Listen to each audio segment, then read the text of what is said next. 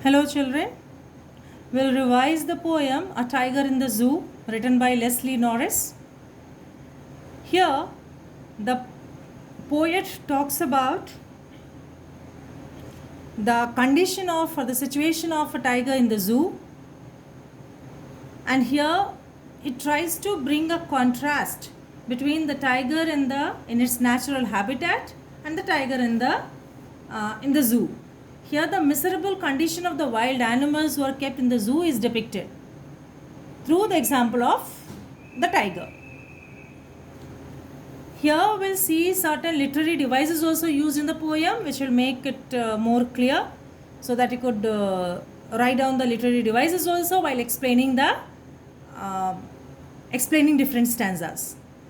So here he stalks in his vivid stripes. That is, the tiger follows, moves in his vivid stripe. Vivid means bright colored stripes. Write down the meaning of the words in the book itself. That will bring more clarity to the explanation. And whenever you see, it will be clear for you.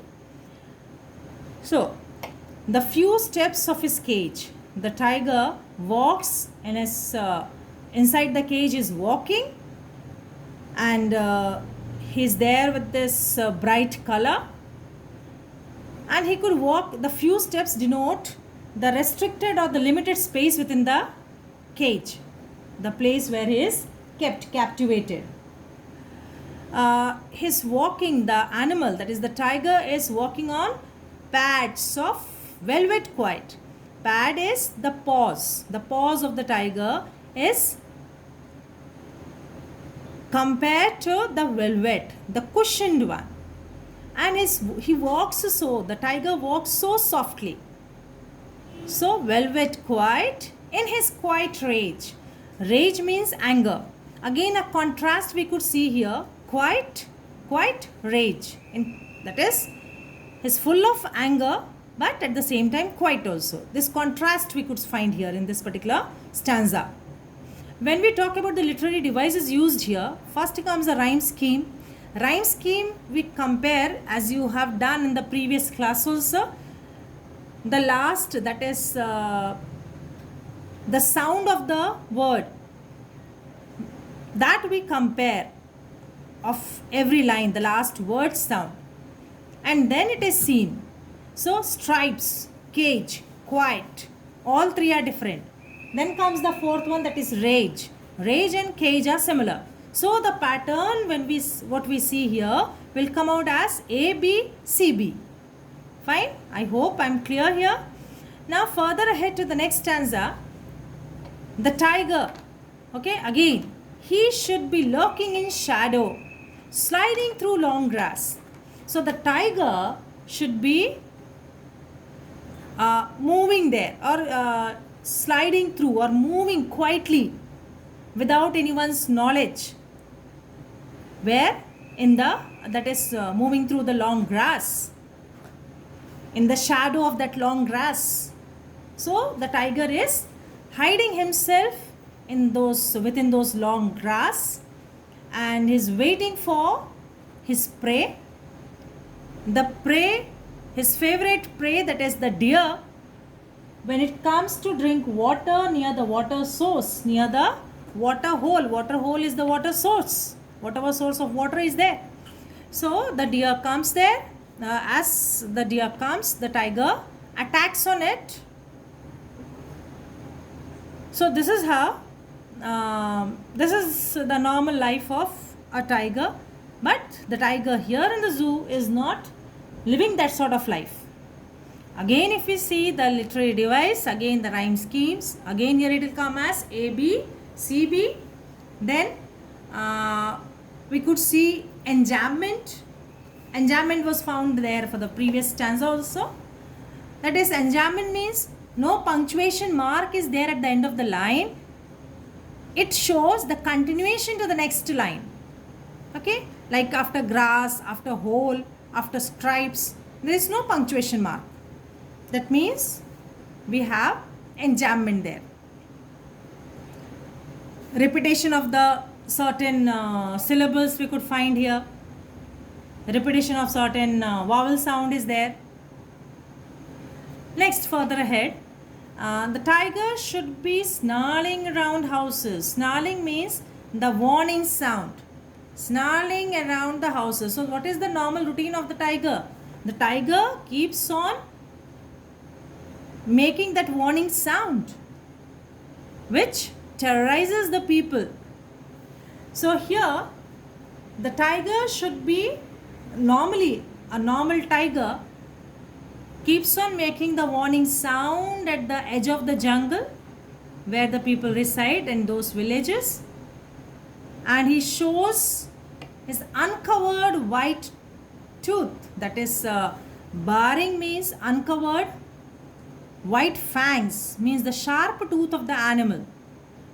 So he shows the white sharp tooth of the tiger is seen there, his claws. So the through these three gestures, the tiger is attacking on or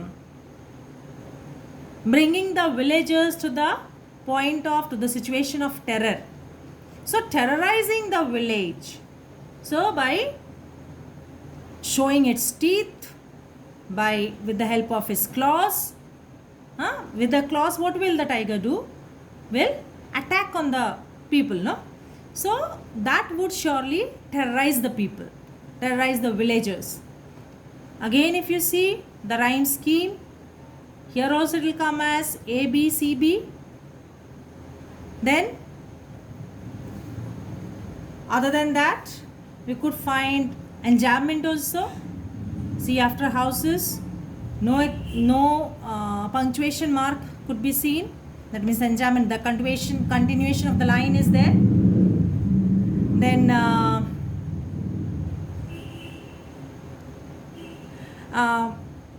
snarling, no?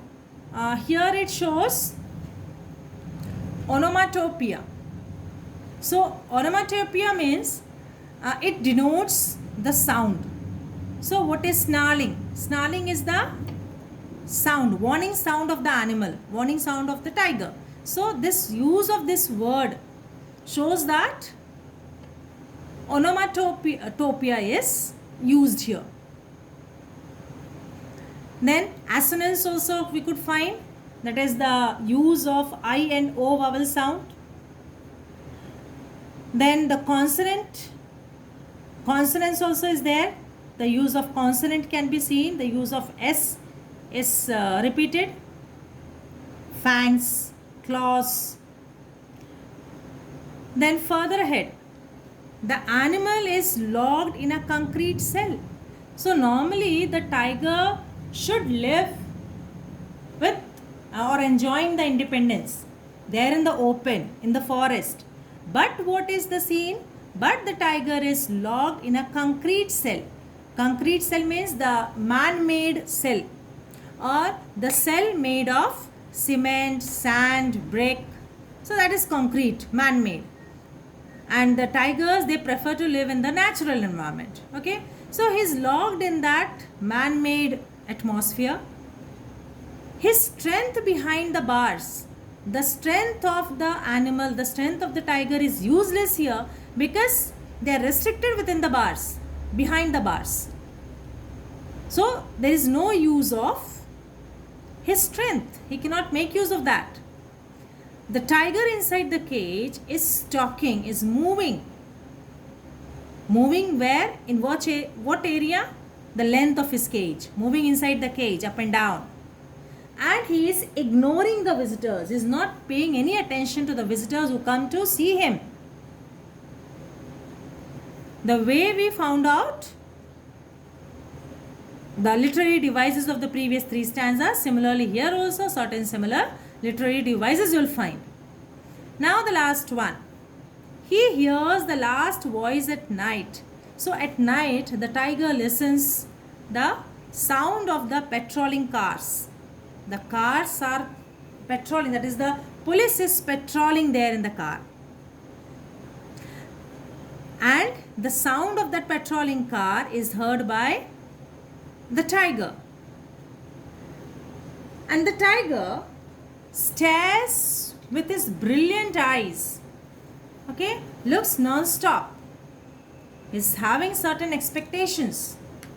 Okay, at night the tiger hears the sound of the patrolling cars which move around the zoo in that particular area.